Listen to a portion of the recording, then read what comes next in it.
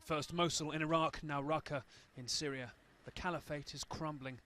But where is its self-declared leader, Abu Bakr al-Baghdadi? The truth is, little is known about his whereabouts. American special forces continue to hunt him down, but even as the battle to take Raqqa advanced, the coalition said last month they simply don't know where Baghdadi is and are unsure if he is in Syria or Iraq. Just 1 week after that assessment came this audio recording, Baghdadi reportedly breaking his silence for the first time in 11 months. In it, he mocks the US, calls on jihadis to defeat the Syrian regime and insists that ISIS remains despite its territorial losses.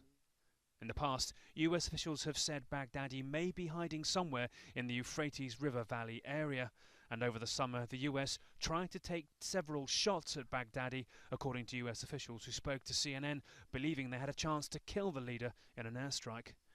But they have never definitively been able to confirm he's dead. Those attempts came after Russia claimed the ISIS leader may have been killed in one of its airstrikes at the end of May. But America does not believe those claims are true. The last and only time the world actually saw the man with a $25 million bounty on his head was 3 years ago, delivering a sermon at Al-Nuri Mosque in Mosul, the sermon that set the mark for ISIS's vision and ideology.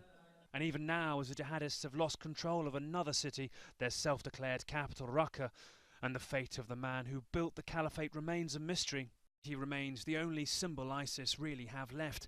Diminished, now he's the caliph without a caliphate, but still, even hidden away, possibly able to inspire the sick and still spreading idea, the virus that is now ISIS.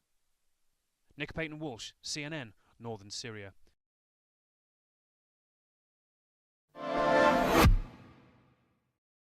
This is Topchi, the neighbourhood in West Baghdad where Abu Bakr al-Baghdadi, the leader of the Islamic State, spent his student years.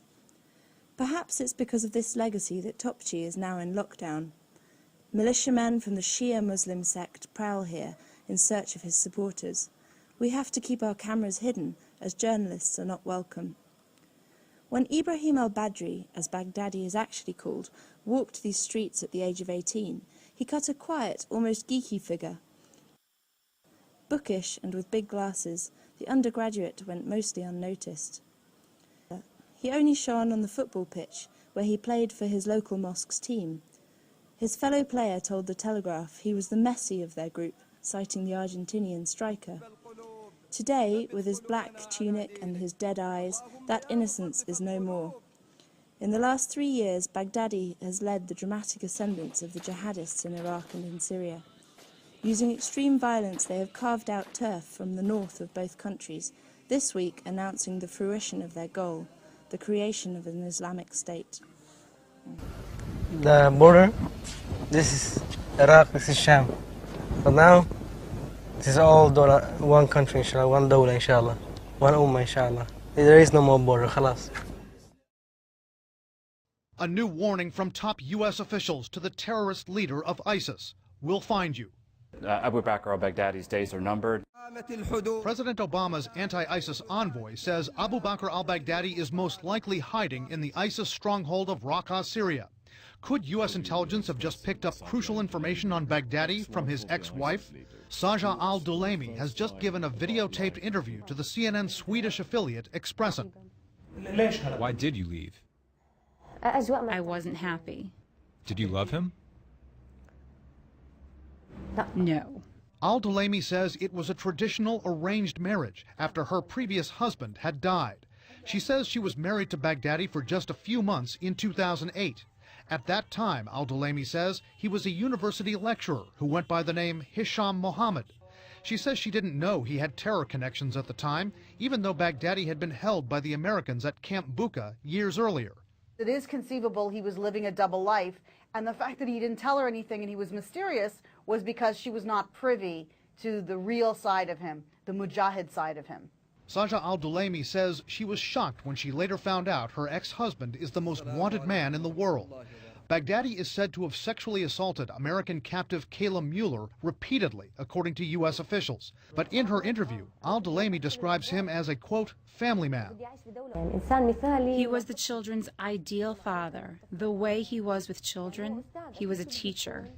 You know how teachers are. He knew how to deal with children better than how to deal with the mother. Did you dare have discussions with him? No. Why not? He has a mysterious personality. She says their relationship was shallow, that Baghdadi would boss her around. Al-Dulaimi says his other wife, who he'd married first, resented her.